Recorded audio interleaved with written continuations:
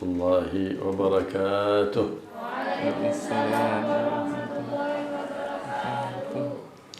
الحمد لله الذي أمرنا بتعلم شرائع الإسلام وأمرنا باتباع سيد الأنام محمد عليه أفضل الصلاة والسلام.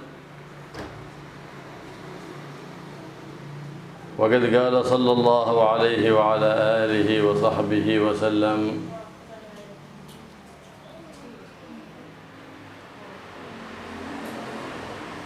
من يرد الله به خيرا يفقهه في الدين.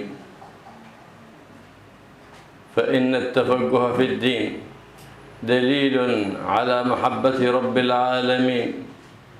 والمقصود بالفقه فقه الظاهر ما تصلح به الأديان، وفقه الباطن ما تصلح به الأرواح والبواطن،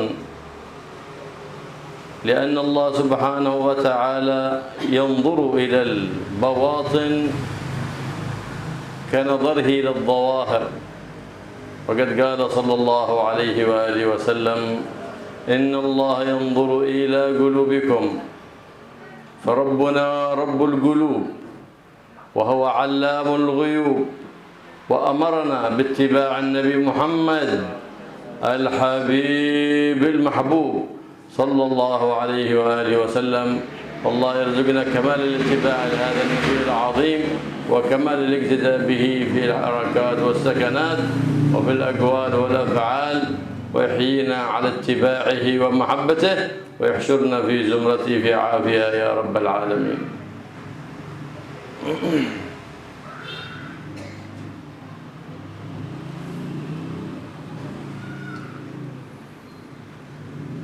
Bismillahirrahmanirrahim.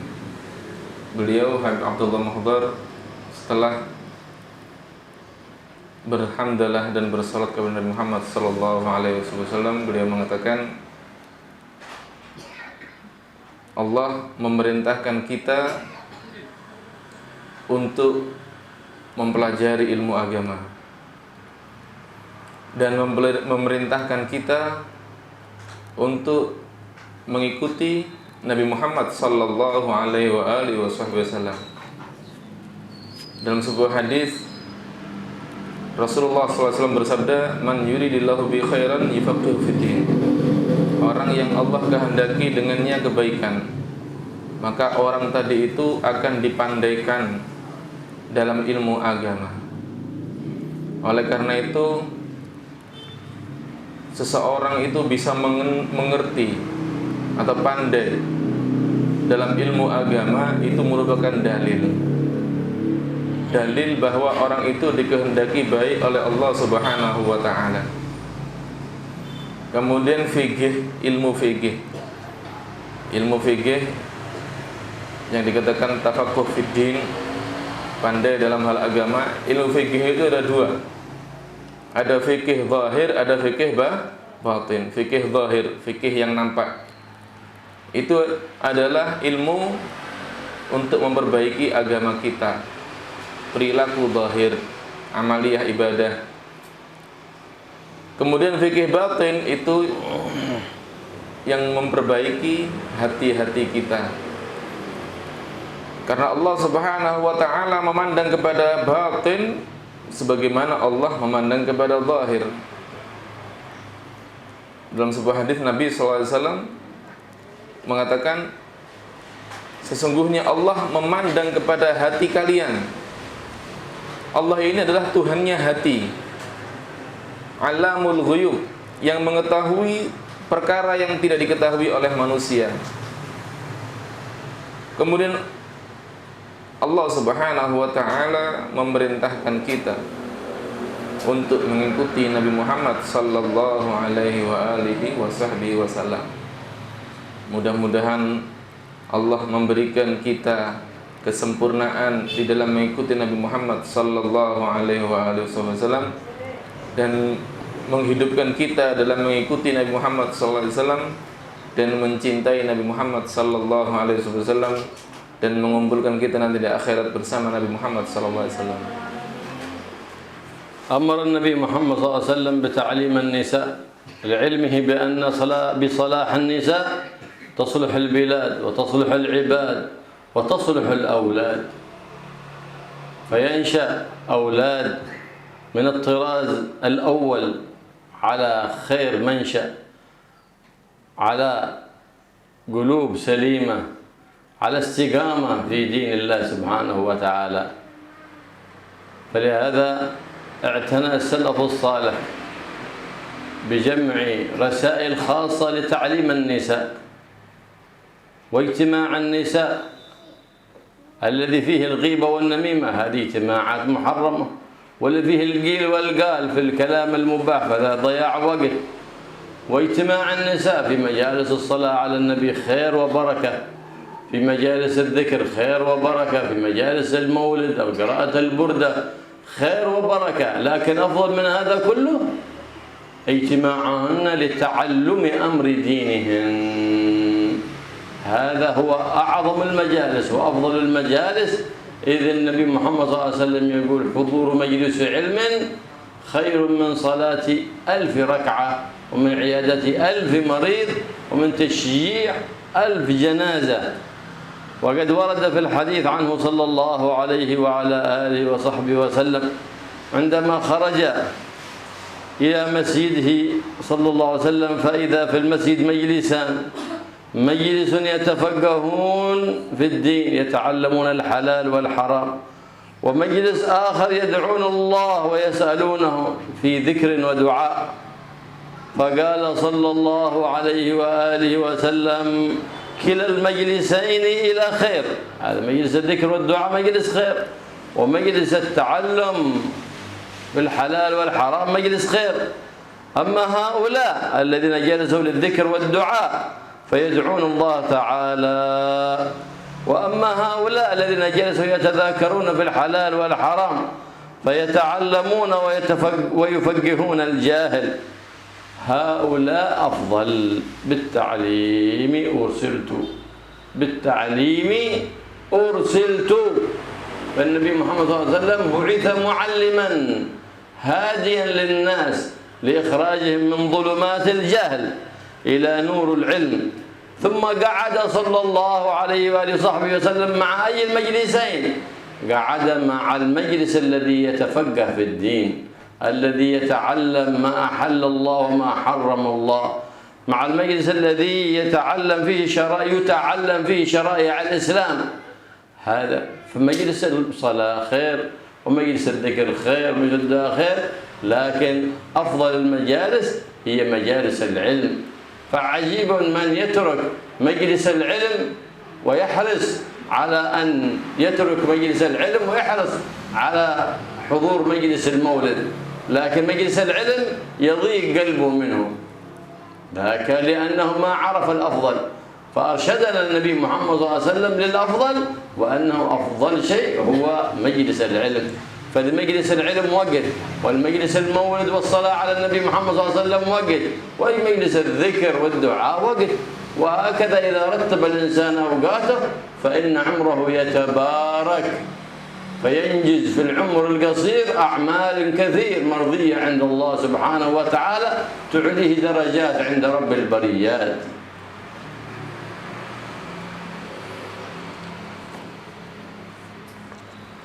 Nabi sallallahu alaihi wasallam, Allah Subhanahu wa taala memerintahkan Nabi Muhammad sallallahu alaihi wasallam untuk mengajari kaum wanita. Karena apa?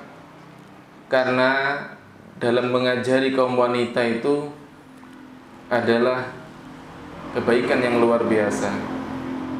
Dengan baiknya kaum wanita, negara akan menjadi baik, hamba-hamba Allah akan menjadi baik.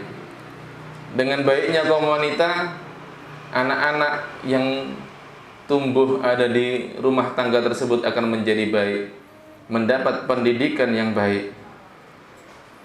Oleh karena itu, Nabi diperintahkan untuk mengajarkan kaum wanita. Dan anak-anak tadi itu, pendidikan pertama yang dia dapatkan adalah dari ibunya, dari kaum wanita. Oleh karena itu kalau ibunya adalah memiliki pendidikan yang baik dalam agama, anaknya akan tumbuh dalam pertumbuhan yang baik, akan tumbuh dalam istiqamah, akan tumbuh dalam ketaatan kepada Allah Subhanahu wa taala. Dari situlah para ulama mereka berlomba-lomba untuk dapat membantu pelajaran kaum wanita ini dengan menulis kitab-kitab khusus, buku-buku khusus yang menjelaskan tentang bagaimana pelajaran kaum wanita. Banyak ulama yang mengumpulkan hal itu, banyak ulama yang mengarang kitab-kitab khusus mengenai hal itu. Adapun majelisnya kaum wanita, majelis duduk di situ, ternyata isinya adalah ghibah, ngerasani orang, itu adalah majelis yang haram, diharamkan oleh Allah Subhanahu wa taala. Atau kumpul-kumpulnya kaum wanita, kumpul-kumpul ya, isinya cuma capa-capa, cuma cuma ngomong ngalor ngidul, walaupun tidak ngerasani orang, tapi ya bahas-bahas hal-hal yang tidak penting, maka itu adalah buang-buang waktu. Majelis yang tidak benar, buang-buang waktu, menghabiskan umur sia-sia. Nah, tapi kalau majelis itu diisi dengan majelis yang baik, zikir atau majelis sholawat dan lain sebagainya, maka itu akan menjadikan pahala. Majelis zikir itu baik, majelis sholawat bagus dan penuh barokah. Nah, cuma majelis taklim itu lebih afdol dari semuanya. Berkumpul untuk mempelajari ilmu agama itu lebih afdol daripada seluruh majelis-majelis yang ada. Kenapa? Karena Nabi Muhammad SAW bersabda, hadirnya kalian di majelis ilmu itu lebih baik daripada sholat 1000 rakaat, daripada menjenguk 1000 orang sakit, dan daripada melayat 1000 jenazah. Hadir majelis ilmu sekali saja. Oleh karena itu, suatu saat Nabi Muhammad SAW keluar dari rumah, mendapatkan di masjid ada dua majelis. Satu majelis di situ berzikir kepada Allah Subhanahu wa taala. Satu majelis di situ mempelajari ilmu agama. Maka Nabi Muhammad SAW bersabda, kilal majlisaini ila khair. Dua majelis ini bagus. Ya, yang satu yang berzikir, berdoa, berzikir kepada Allah Subhanahu wa taala, mereka mendekatkan diri kepada Allah Subhanahu wa taala. Bagus itu. Mendekatkan diri kepada Allah Subhanahu wa taala. Kemudian yang satu, yang majelis taklim, membahas ilmu agama, itu juga bagus. Kenapa? Karena mereka menambah ilmu, wawasan, ilmu agama, dan tujuannya adalah untuk mengajari orang-orang yang bodoh. Tujuannya untuk mengajari orang-orang yang bodoh, yang tidak tahu menjadi tahu dengan adanya majelis tersebut. Bit ta'limi ursiltu, aku ini diutus untuk mengajar. Akhirnya Nabi SAW duduk dengan apa? Dengan orang yang membahas ilmu agama. Nabi SAW itu diutus sebagai pengajar, pemberi petunjuk kepada umat. Maka beliau pun duduk bersama mereka yang mempelajari ilmu agama.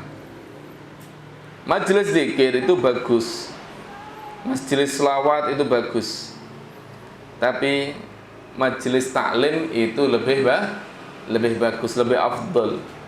Oleh karena itu, aneh sekali kata beliau, aneh sekali kalau ada orang sengaja meninggalkan majelis ilmu untuk menghadiri majelis maulid. Ini berarti tidak ngerti mana yang lebih afdol, tidak paham mana yang lebih afdol, sehingga dia meninggalkan majelis ilmu untuk menghadiri majelis maulid. Nah, jadi Allah Subhanahu wa taala atau Nabi Muhammad SAW sudah menunjukkan kepada kita mana yang lebih afdal. Harus bisa memilah-milah. Kalau diatur itu lebih bagus. Majelis ilmu ada waktunya, majelis zikir ada waktunya, majelis sholawat ada waktunya sendiri. Nah, kalau diatur seperti itu bagus, akan menjadi berkah umurnya. Karena bisa mengatur waktu, kapan dia mempelajari ilmu, kapan dia berzikir, dan seterusnya demikian. فيجب على النساء تعلم أمر دينهن ما يصحح صلاتهن وما يصحح عبادتهن مع الله ويتعلمن أمور الحيض والنفاس حتى تكون عبادتهن صحيحة مع الله سبحانه وتعالى. واجب على كل امرأة إذا لم تعلم تسأل أهل العلم ولا تستحي، فإن اثنان لا يطلبون العلم، من هما؟ المستحي والمستكبر والعياذ بالله. الحياء مطلوب من المرأة في كل حال من الأحوال إلا في العلم، فتسأل عما تجهله من أمر دينها بدون حياء. فلهذا تقول سيدتنا عائشة رضي الله تعالى عنها: رحم الله نساء الأنصار لم يمنعهن الحياء أن يتفقهن في الدين. لم يمنعهن الحياء أن يتفقهن في الدين. أتينا إلى النبي صلى الله عليه وسلم ويسألنه أن يفقههن في الدين، حتى جاءت امرأة من الأنصار إلى النبي محمد صلى الله عليه وسلم تقول: يا رسول الله، لقد فاز الرجال بالجلوس بين يديك وما لنا معاشر النساء من ذلك من نصيب. فجعل لهن النبي محمد صلى الله عليه وسلم يوما يأتيهن ويعلمهن أمر دينهن فيعظهن ويأمرهن. وقال لهن: ما من امرأة تقدم ثلاثة من ولدها إلا كان حجاب لها من النار. لو امرأة مات ثلاثة من أولادها كان حجاب لها من النار. قالت امرأة أو اثنين، قال النبي: أو اثنين حجاب لها، لأن المرأة تعطى ثواب المجاهد في سبيل الله إذا صبرت واحتسبت في أيام حملها وأيام رضاعها لأبنائها، تعطى ثواب المجاهد في سبيل الله. وإذا اعتكفت في بيتها لتربية أولادها بحسن التربية تعطى ثواب مجاهد في سبيل الله وهي في بيتها، تحوز الأجر العظيم من المولى الكريم. لكن للأسف رأينا في الأيام الماضيات، أيام المولد نرى كثير حضور النساء، أيام الحضرة نرى كثير حضور النساء، أيام مجلس التعليم نرى قليل حضور النساء، لأنهن ما عرفنا ما يصلحهن، لأنهن ما عرفنا ما يقربهن من مولاهن، ولا يعرفن أن في مجالس العلم الخير الكثير والأجر الوفير، فيرجع الإنسان محمل بخير وأجر كثير إلى بيته ونور وسر من المولى القدير سبحانه وتعالى. فكثير من النساء ما يعرفنا ما هو الأهم وما هو المهم. مجالس الذكر ومجالس الصلوات مهمة، لكن أهم من ذلك مجالس التعليم لنتفقه في الدين ونعلم كيف نعبد رب العالمين ونقتدي بسيد الأنبياء والمرسلين سبحانه صلى الله عليه وعلى آله وصحبه وسلم.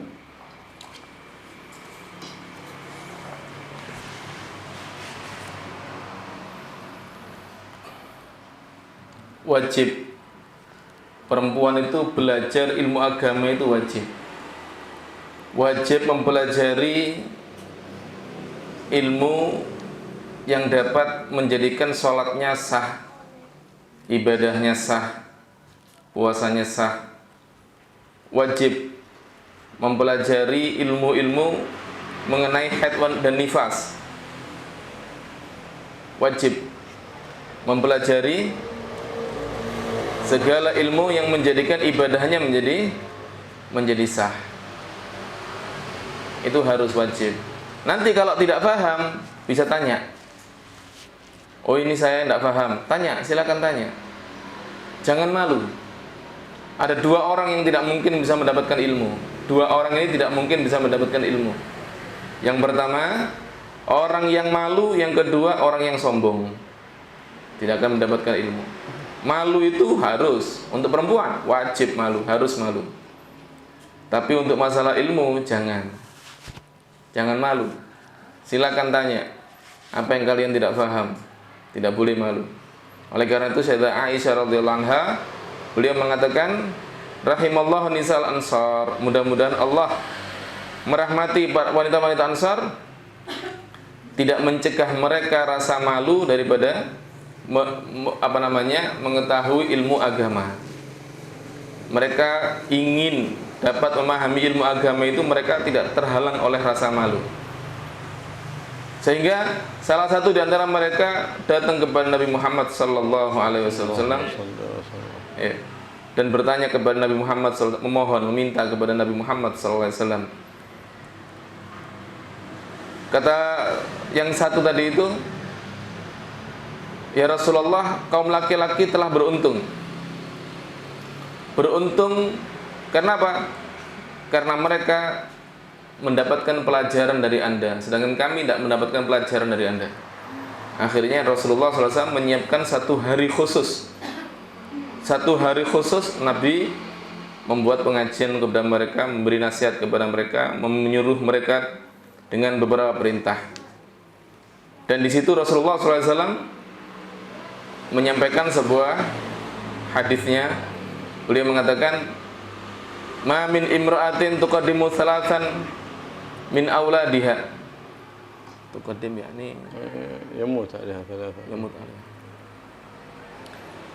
Tidaklah ada satu perempuan memiliki 3 orang anak yang dididik mulai kecil, ternyata anaknya meninggal, kecuali Allah akan memberikan pahala kepada dia berupa surga. Akhirnya ada perempuan yang nyeletuk, ya Rasulullah, kalau 2 bagaimana? Ada 2 anaknya meninggal. Kata Rasulullah, iya 2 juga. Kalau ada 2 anaknya meninggal, dia pasti akan masuk surga. Kenapa demikian? Iya, karena mendidik anak itu adalah pengorbanan kaum wanita. Perempuan itu melahirkan, itu pengorbanan. Menyusui, itu pengorbanan. Kemudian bagaimana merawat anak, itu pengorbanan. Itu mendapat pahala dari Allah Subhanahu wa taala, pahala jihad fisabilillah. Ada perempuan bisa melahirkan, merawat anak, menyusui sampai anaknya itu tumbuh, itu mendapat pahala jihad fisabilillah. Kemudian kalau ada perempuan tinggal di rumahnya saja, tidak usah keluar-keluar, tidak usah keluyuran. Apa yang dilakukan? Mendidik anaknya. Mulai kecil dididik sampai dewasa. Itu dia mendapat pahala jihad fisabilillah. Jihad, pahala yang luar biasa. Oleh karena itu, kata beliau, mempelajari ilmu agama itu penting untuk mengetahui hal-hal seperti ini. Kata beliau, sekarang ini kalau kita lihat, ya, waktunya maulid, masya Allah, banyak yang hadir perempuan. Waktunya sholawat, banyak yang hadir perempuan. Ya. Tapi pas waktunya taklim, yang hadir sedikit. Kenapa ini? Kalau waktunya taklim justru yang hadir sedikit. Kalau majelis-majelis yang lain, yang hadir banyak. Iya, karena mereka tidak tahu apa yang terbaik untuk mereka. Nggak ngerti. Justru hadir majelis ilmu ini adalah yang terbaik. Karena dia akan membawa pemahaman tentang ilmu agama, akan mendapatkan cahaya dari Allah Subhanahu wa ta'ala. Jadi harus tahu mana yang penting, mana yang lebih penting, supaya bisa mempelajari ilmunya Nabi Muhammad SAW dan mengikuti jejaknya Nabi Muhammad Sallallahu Alaihi Wasallam. Allah Subhanahu wa ta'ala khataba an-nisa bima khataba bihi ar-rijal. فقال عز من قائل سبحانه وتعالى في القرآن العظيم: إن المسلمين والمسلمات والمؤمنين والمؤمنات والقانتين والقانتات والصادقين والصادقات والصابرين والصابرات والخاشعين والخاشعات والمتصدقين والمتصدقات والصائمين والصائمات والحافظين فروجهم والحافظات والذاكرين الله كثيرا والذاكرات أعد الله لهم مغفرة وأجرا عظيما. كل هذا الخطاب للرجال وخطاب للنساء. إذن في الواجبات والتكاليف تستوي فيه المرأة مع الرجل في كل هذا الخطاب، ويدل على اعتناء رب الأرباب بأمر المرأة، لكن على المرأة أن تعتني بنفسها، فإن المولى قد اعتنى بها وأثبت لها حقوقها، والنبي محمد صلى الله عليه وسلم اعتنى بأمر المرأة في كثير من الأحاديث، وهو في سكرات الموت يقول الله الله في النساء. وأمر رسول الله سبحانه وتعالى أمر النبي محمد صلى الله عليه وآله وصحبه وسلم أن يبايعهن كما يبايع الرجال، مثل ما يبايع الرجال يبايع النساء، لكن لا يبايعهن بالمصافحة. الرجال يبايعهم بالمصافحة، لكن النساء لا يبايعهن بالمصافحة، لأن النبي محمد صلى الله عليه وسلم ما مست يده يد امرأة أجنبية قط. يحرم أن تمس امرأة أجنبية يد رجل أجنبي، سواء كان حبيب بسار أتو كياي بسار أتو أستاذ بسار، سواء شيخ كبير أو شيخ صغير. يحرم على الرجل مصافحة النساء الأجانب. سيد الأنبياء والمرسلين سيد المعصومين لم تمس يده يد امرأة أجنبية قط صلى الله عليه وآله وصحبه وسلم. فإذا أراد أن يبايع النساء أمرهن أن يضعن يدهن في الماء وبايعهن. وقد قال الله سبحانه وتعالى في القرآن العظيم: يا أيها النبي إذا جاءك المؤمنات يبايعنك على ألا يشركن بالله شيئا. الإيمان بالله والتوحيد بالله والتصديق بكل ما جاء به حبيب الله محمد صلى الله عليه وآله وسلم. ولا يسرقن، لا تأخذ مال أحد بغير إذن، فإن السرقة حرام من الكبائر في الإسلام. ولا يسرقن، والإنسان ذو المروءة لا يسرق حتى ولو لم تكن السرقة حرام، فكيف وقد ورد العذاب الشديد والإثم الكبير في من يسرق ويأخذ أموال الناس بالباطل. حتى ولو صندل حق الغير لا يجوز لك أن تلبسه إلا بإذن. ثوب حق الغير ما يجوز لك أن تلبسه إلا بإذن. ما يجوز لك أن تتصرف في شيء حق أحد إلا بإذن. حتى لو دفتر إنسان يكتب فوائد فيه، تأتي أنت تريد أن تشوف إيش في هذا الدفتر، حرام لا يجوز إلا بإذن. إنسان نسي الجوال حقه مطروح في رسائل سرية ما أراد أن يعرفها أحد، ما يجوز أن تفتش فيه، تتفتش في جوال إنسان وتريد أن تعرف الرسائل التي فيه والصور التي فيه، حرام لا يجوز إلا بإذن. استحل الناس الحرام وهم لا يدرون، المساكين. حتى ولو الزوجة مع زوجها لا تتطلع ولا تتجسس عليه إلا إذا رضي هو بذلك. وهكذا تكون المعاملة الزوجية، فتزداد المحبة بين الأهل وبين الأقارب وبين الأصحاب. نعم هناك التحسس مطلوب والتجسس مذموم. التحسس من المحب، أنا أتحسس على أولادي في الليل أين ينامون، متى خرجوا ومتى رجعوا، هذا تحسس، هذا محمود لأنه يكون من المحب. أما التجسس يكون من المبغض، يكون من المبغض والعياذ بالله. يتجسس ليحمل الأذى ويضمر الغل والغش والضر على من يتجسس عليه. فقد قال تعالى ولا تجسسوا، فحرم الله سبحانه وتعالى التجسس. ثم قال ولا يزنين يحفظن فروجهن إلا على أزواجهن. حرام المرأة أن تعمل ما حرم الله، بأن تأتي المرأة وتأتي المرأة الرجل في حرام، فذاك من أكبر الكبائر والعياذ بالله. ولا يقتلن أولادهن، لا يقتلن أولادهن ولا يؤذينهن. بعض الأمهات تسعى في أذية أبنائهن، حرم الله عليهم ذلك.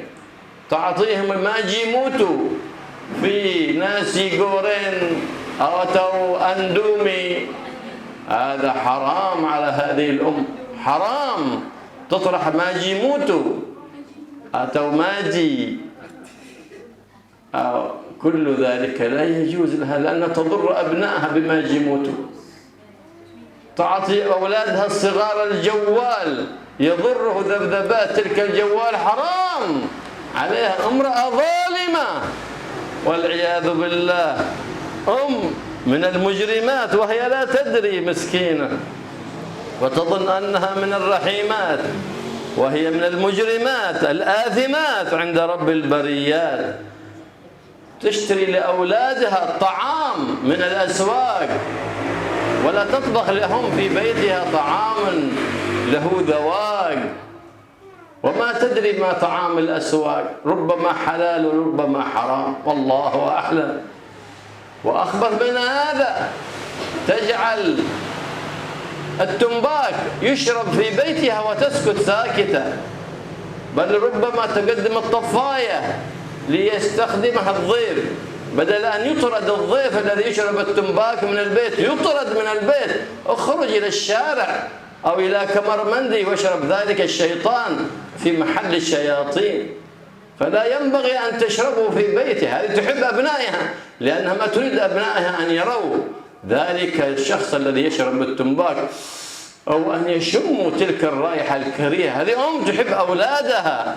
ما هو لما التي تروح تجيب التنباك وتشتري الوعاء التي يطفي فيه التنباك الضيف، هذا الضيف غير محترم. يشرب تنباك في بيتك، هذا الضيف غير محترم. والضيف المحترم هو الذي لا يجلب الضر لمن نزل في بيته، بل يجلب النفع لمن نزل في بيته. هؤلاء الأمهات يقتلن أولادهن ولا يدرين بإعطائهن الماجي موتوا ويترك رائحة التنباك في البيت. يقتلن أولادهن داخلات في هذه الآية. ولا يأتين ببهتان يفترينه بين أيديهن وأرجلهن. لا يأتين بشيء من الفواحش ولا الغيبة ولا من النميمة ولا من السب ولا من الشتم، ولا يعصينك في معروف. يبايعون الله النبي محمد صلى الله عليه وسلم على السمع والطاعة. هؤلاء النساء أمره الله قال فبايعهن واستغفر لهن الله إن الله غفور رحيم.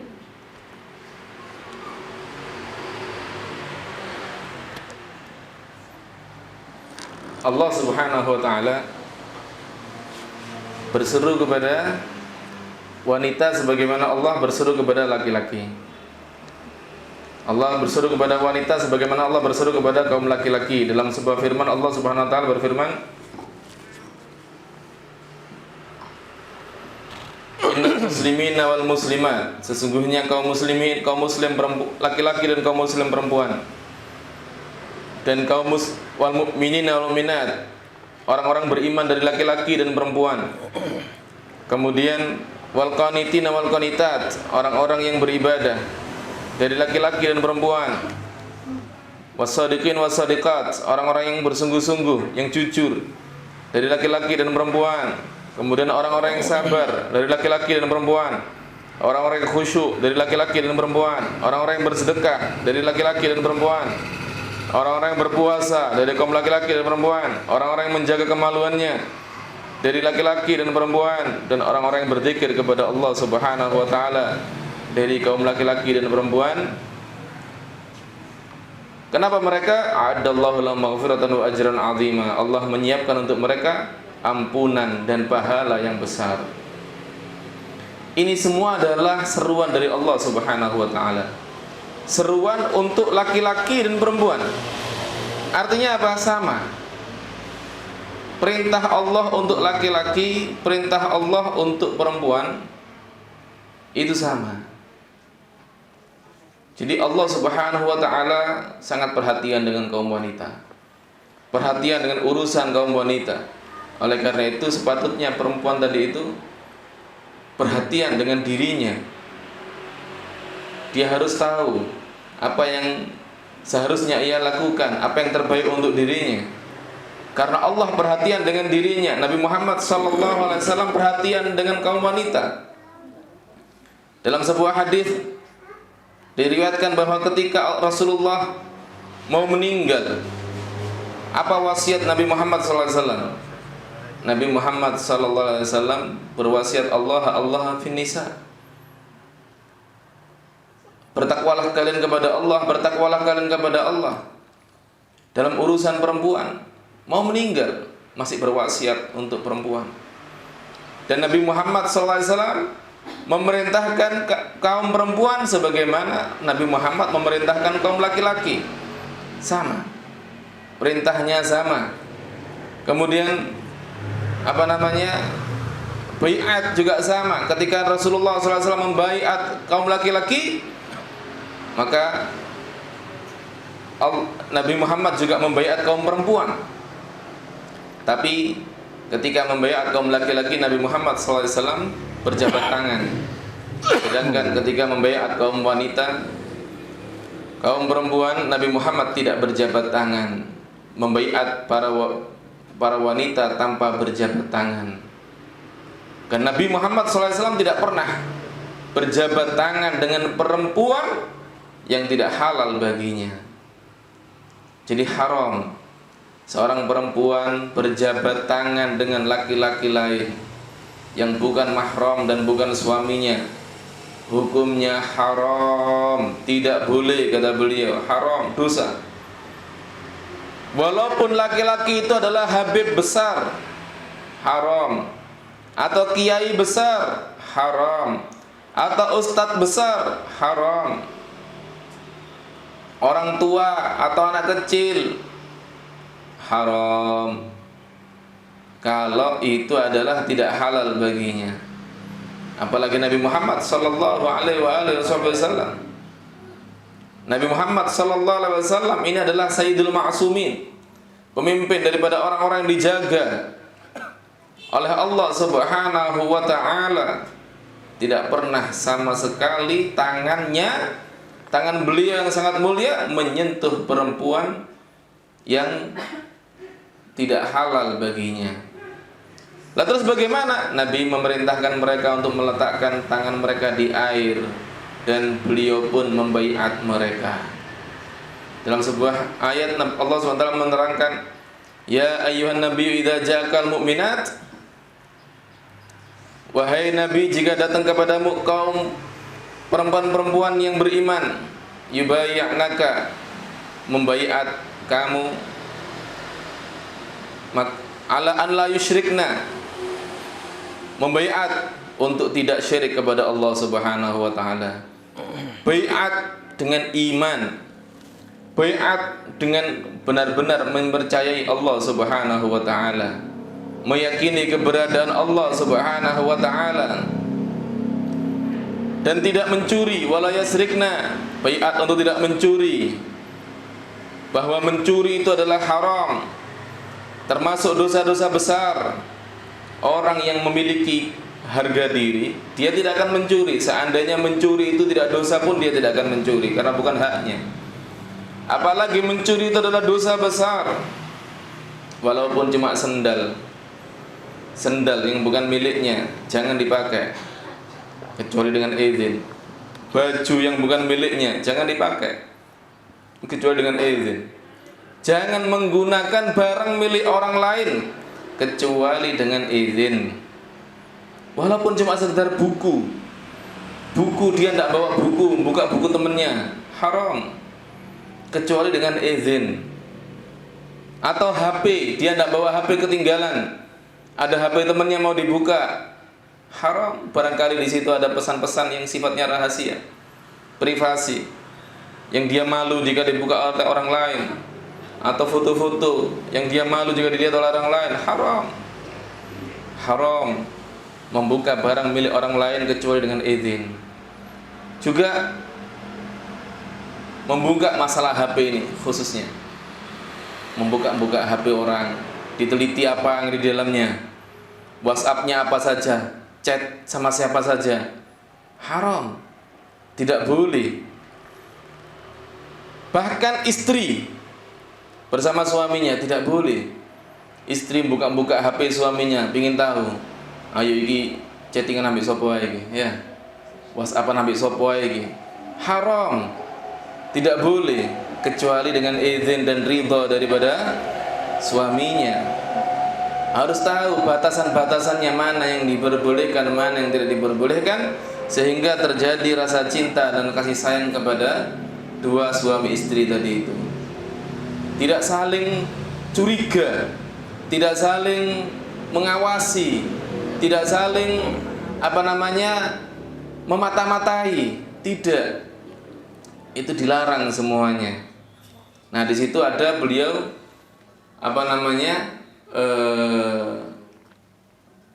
membedakan antara tahassus dengan tajassus. Ada tahassus, ada tajassus. Ya. Tahassus ini mengawasi karena kasih sayang. Itu boleh. Contohnya seperti apa? Kalau perhatian sama anaknya itu diawasi, mainnya kemana, lihatan anaknya itu kemana, takut nanti ada apa-apa dengan anaknya. Itu perhatian, kasih sayang, boleh. Diawasi, diperhatikan, dipantau anaknya, itu boleh. Itu bukan mata-matai. Sedangkan tajassus itu adalah tidak boleh, haram. Itu memata-matai. Ya. Kenapa? Tujuannya ingin mengetahui kejelekan orang lain. Untuk diganggu, untuk disakiti. Ini tidak boleh. Memata-matai hukumnya haram. Karena dia menyimpan kebencian dan kedengkian di hatinya. Tidak boleh. Kemudian dan tidak berzina, wala yaznina, tidak berzina. Wanita, perempuan tidak boleh berhubungan dengan siapapun kecuali dengan yang dihalalkan oleh Allah Subhanahu wa taala. Tidak perempuan dengan perempuan, ini dosa besar. Melakukan hubungan perempuan dengan perempuan, atau perempuan dengan laki-laki tanpa ikatan pernikahan, ini juga dosa besar. Itu adalah dilarang oleh Allah Subhanahu wa taala. Kemudian wala yaqtulna auladahunna, dan tidak membunuh anak-anaknya. Zaman dahulu itu ada orang yang membunuh anaknya sendiri jika tidak disukai.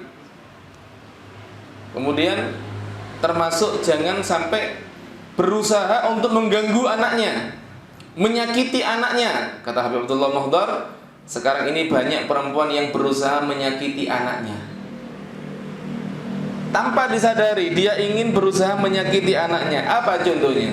Contohnya adalah dia masak pakai penyedap, ya, Ajinomoto, pakai penyedap rasa, MSG. Ini berusaha untuk menyakiti anaknya karena itu berbahaya bagi kesehatan. itu haram. Berusaha untuk menyakiti anaknya sendiri tidak boleh. Dengan merek apapun sudah, semua penyedap rasa yang mengandung MSG, apapun mereknya itu hukumnya haram. Karena apa? Bisa menyakiti, berbahaya kepada anak. Kemudian perempuan ya membiarkan anaknya main HP, terutama jika anaknya masih kecil. Padahal sinyalnya HP dan radiasi daripada layarnya HP itu berbahaya bagi kesehatan anak. Berbahaya, dan banyak anak yang sakit gara-gara keseringan main HP. Ini haram. Sampai Anda ini adalah perempuan yang zalim, termasuk perempuan yang kalau beliau mengatakan mujrimat, penjahat, yang berdosa. Kenapa? Karena berusaha membahayakan putranya sendiri. Kemudian ini termasuk ini yang tidak sayang kepada keluarga. Perempuan yang tidak sayang kepada keluarga apa? Makanannya beli di pasar, tidak mau masak sendiri dengan masakan yang lebih sehat. Kalau masak sendiri kan sehat, bumbunya sehat, semuanya sehat. Beli di pasar, yang tidak tahu itu yang di pasar itu halal apa haram tidak tahu, wallahu a'lam. Itu makanan bener apa tidak, wallahu a'lam. Beli di pasar dia, males masak. Ini perempuan yang tidak sayang dengan keluarganya. Atau membiarkan ada rokok ada di rumahnya, tidak menegurnya, tidak menasehatinya. Bahkan kata beliau menyiapkan apa? Asbak. Disiapkan asbak untuk putung rokok. Ini tidak sayang kepada keluarganya. Ini akan membiarkan anak-anaknya mulai kecil terbiasa mencium bau rokok, bau busuk. Walaupun untuk tamu, tidak. Tamu yang bawa rokok itu tamu yang tidak terhormat. Tamu yang terhormat itu adalah tamu yang tidak membahayakan sahibul bait.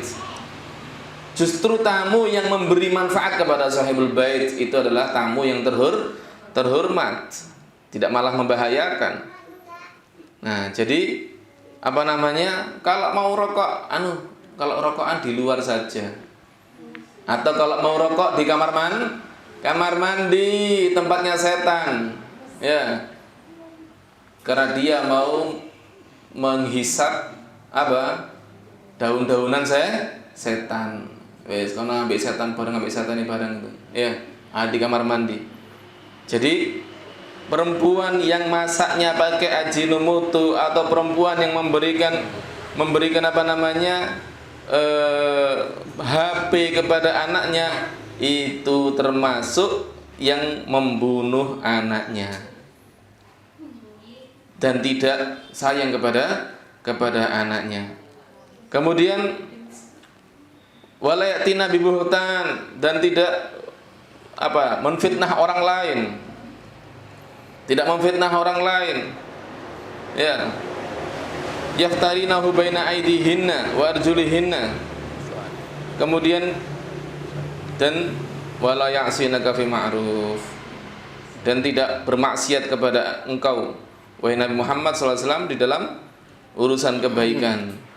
Ya, tidak melakukan hal-hal yang keji, tidak berghibah, tidak ngerasani orang, tidak menggunjing, tidak berkata, memberi berita-berita bohong dan seterusnya.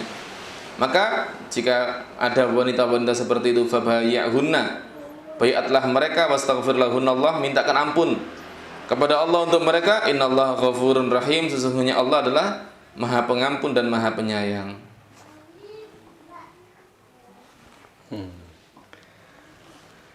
هكذا فإن النصيحة واجبة من الأب والأم للأولاد والبنات. نعم، والنصيحة هو الدين كما قال النبي محمد صلى الله عليه وسلم. الدين النصيحة.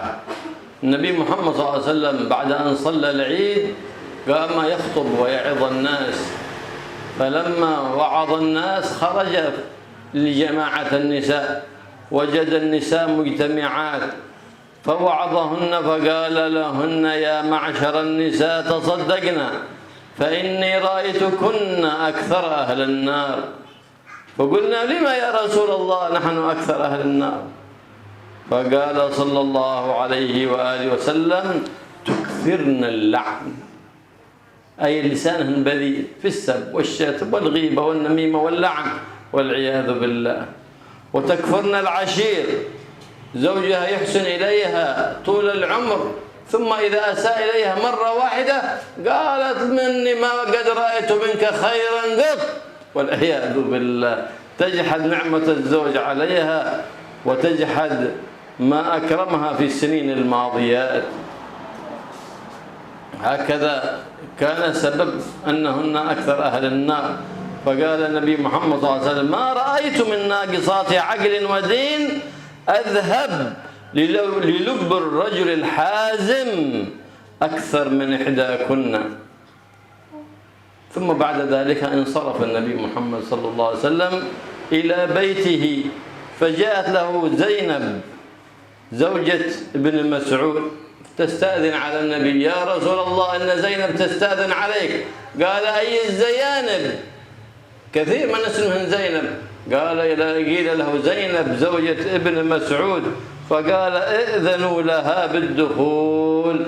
فأذن لها فدخلت على النبي محمد صلى الله عليه وسلم فقالت: يا رسول الله إنك أمرت بالصدقة وكان عندي حلي فأردت أن أتصدق به، فلما هممت بالصدقة قال لي ابن مسعود زوجي وكان فقيرا أنه أولى بالصدقة هو وأولاده، تصدقي على زوجك وعلى أولادك ما دام زوجك من المحتاجين وأولادك من المحتاجين فإنها صدقة وصلة. فقال لها النبي محمد صلى الله عليه وسلم: صدق زوجك ابن مسعود، زوجك وولدك أحق من تصدقت به عليهم. إنما الإنسان يتصدق للآخرين إذا كان أهل بيته غير محتاجين، وإلا فيبدأ بأهل بيته ثم الأقرب ثم الأقرب، وهكذا. ذات مرة حضر النبي محمد صلى الله عليه وسلم مجمع للنساء فوعظهن ورقت قلوبهن، لأن النساء ألين أفئدة وأرق قلوب من الرجال. وكان مع النبي محمد صلى الله عليه وسلم سيدنا بلال فرغبهن في الصدقة، فوعظهن ورغبهن في الصدقة، فصارت المرأة من رقة قلوبهن تخلع الخاتم من يدها وتلقيه في ثوب بلال، وتخلع القرط من أذنها وتلقيه في ثوب بلال، وبلال يطرف ليتصدق به في سبيل الله سبحانه وتعالى، لأن النساء أرق قلوبا وألين أفئدة فيتأثرن بالوعظ. فلهذا اعتنى الشارع بالنساء، فكثير في القرآن في النساء. اقرأنا سورة النور تجدنا في سورة النور كثير من أحكام النساء، كثير من أحاديث النبي محمد صلى الله عليه وسلم تدل على الاعتناء الكبير بالنساء والوصية بالنساء وبتعليم النساء وبالرفق بالنساء. هذا كله لماذا؟ لأن النساء هن أساس المجتمع، بصلاحهن تصلح المجتمعات، فإذا اهتممنا بهن صلحت العائلات، لأن المرأة هي الملكة في البيت جعلها الله سبحانه وتعالى، والبيت المرأة تجعله الجنة لها، فتكون بيتها جنتها. فالله يجعل بيوتنا من بيوت الجنان، ويجعل نساءنا وبناتنا صالحات عابدات طائعات لله رب البريات متقيات لله في الظاهرات والخفيات، ويشرح صدورهن بتعلم علم سيد البريات، ويشرح صدورهن بالقرآن العظيم وبالأوراد وبقراءة الآيات، ويجعلهن من الموفقات للطاعات ويحفظهن من جميع الزلات بجاه النبي محمد سيد السادات، إنه على ما يشاء قدير بالإجابة جدير. وصلى الله على سيدنا محمد النبي الأمي وآله وصحبه وسلم والحمد لله رب العالمين.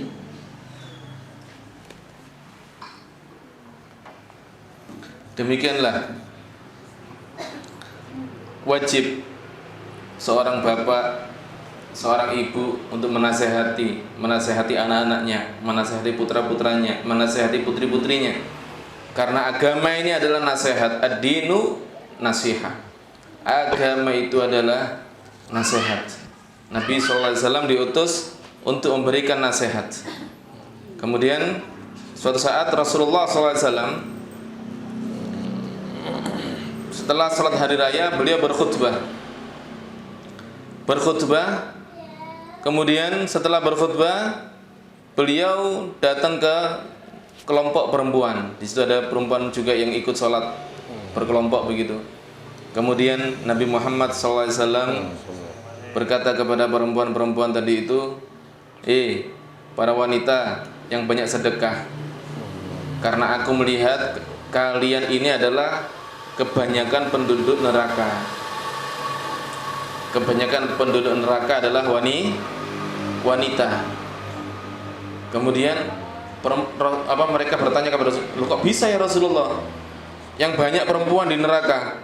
Iya, karena perempuan itu banyak mencaci, banyak melaknat, lidahnya itu kotor, suka riba, suka namimah, suka ngejek orang, suka mencaci, mencela, ya, suka mengumpat. Kemudian dan kalian wanita suka menghilangkan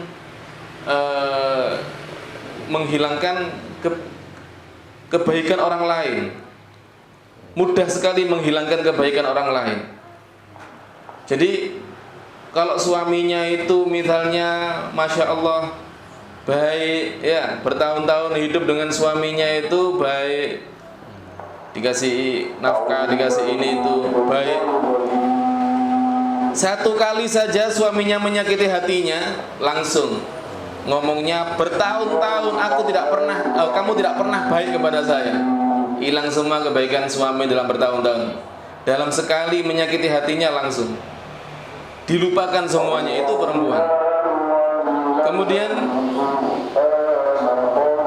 kata Rasulullah SAW, aku tidak pernah melihat daripada orang-orang yang akalnya kurang, agamanya kurang, yang bisa menghilangkan akal seorang laki-laki yang tegas lebih banyak daripada salah satu di antara kalian, wahai kaum wanita.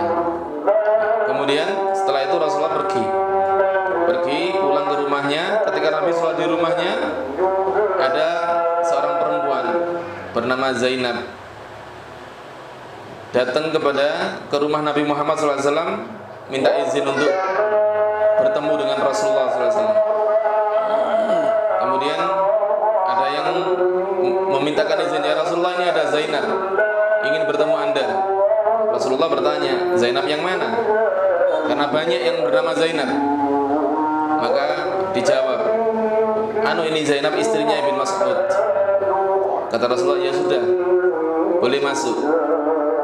Ketika sahabat Zainab tadi itu masuk, beliau berkata kepada Nabi Muhammad SAW, ya Rasulullah, tadi engkau menganjurkan kita untuk bersedekah.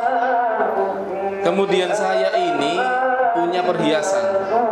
Saya punya perhiasan emas, ingin saya sedekahkan. Ketika saya bawa mau saya sedekahkan, suami saya bin Mas'ud, dia berkata bahwa dia dan anaknya lebih berhak untuk mendapatkan sedekah. Bin Mas'ud ini melarat. Tidak punya orangnya. Jadi kata Ibn Mas'ud, kata sahabat Ibn Mas'ud, dia dan anaknya lebih berhak untuk mendapatkan sedekah. Maka kata Nabi Muhammad SAW, benar, Ibn Mas'ud benar. Suamimu dan anakmu lebih berhak untuk mendapatkan sedekah daripada orang lain.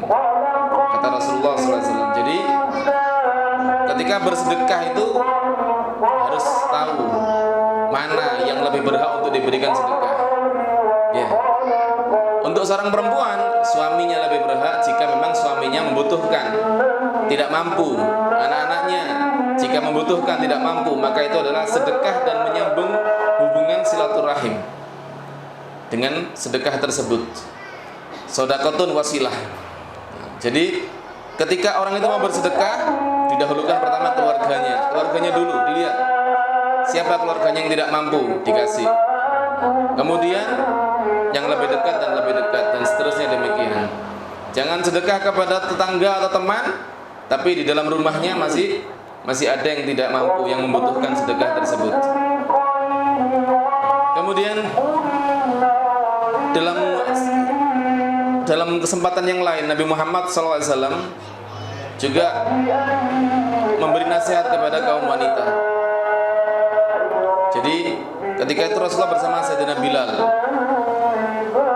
Rasulullah ini sangat perhatian dengan perempuan, dan perempuan itu adalah orang yang hatinya lembut.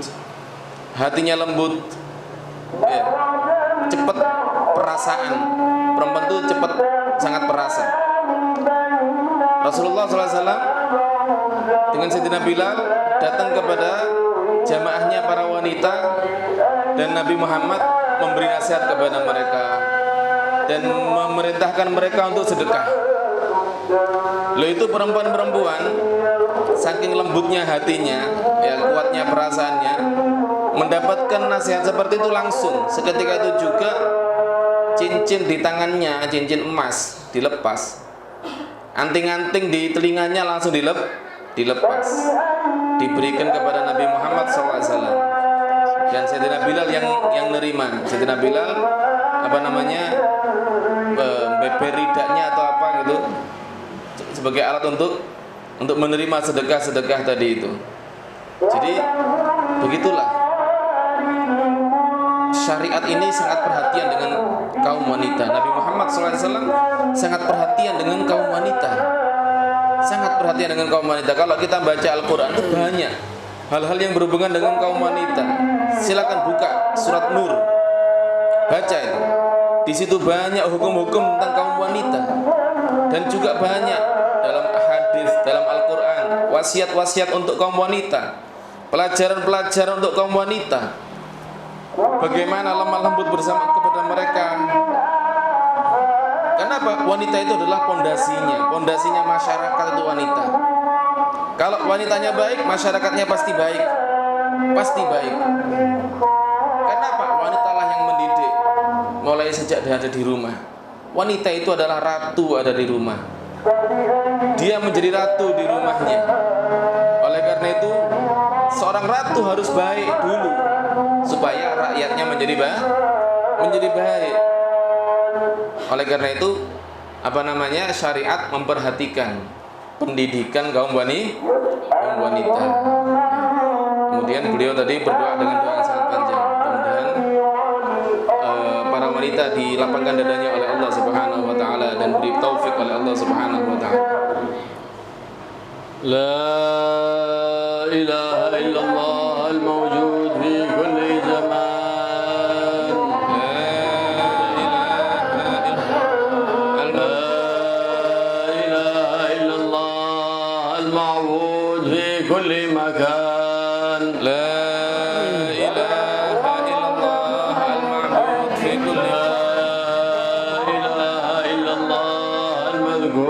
بكل لسان. لا إله إلا الله المذكور بكل لسان. لا إله إلا الله المعروف بالإحسان. لا إله إلا الله المعروف بالإحسان.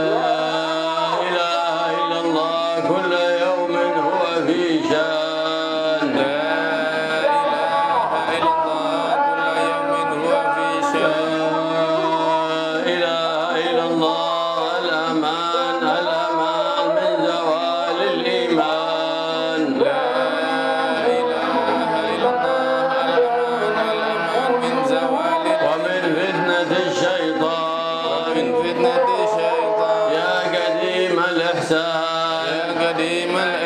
كم لك علينا من إحسان. إحسانك القديم. يا حنان يا منان. حنان يا رحيم يا رحمن يا رحيم يا يا غفور يا غفار يا غفور يا اغفر لنا وارحمنا اغفر لنا وارحمنا وأنت خير الراحمين وصلى الله تعالى على سيدنا محمد صلى الله تعالى على وعلى آله وصحبه أجمعين والحمد لله رب العالمين اللهم اهدنا فيمن هديت آمين وعافنا فيمن عافيت آمين وتولنا فيمن توليت وبارك لنا فيما أعطيت وقنا شر ما قضيت فإنك تقضي ولا يقضى عليك فإنه لا يذل من واليت ولا يعز من عاديت تبارك ربنا وتعالى ولك الحمد على ما قضيت نستغفرك ونتوب إليك وصلى الله تعالى على سيدنا محمد النبي وآله وصحبه وسلم والحمد لله رب العالمين بسر الفاتحة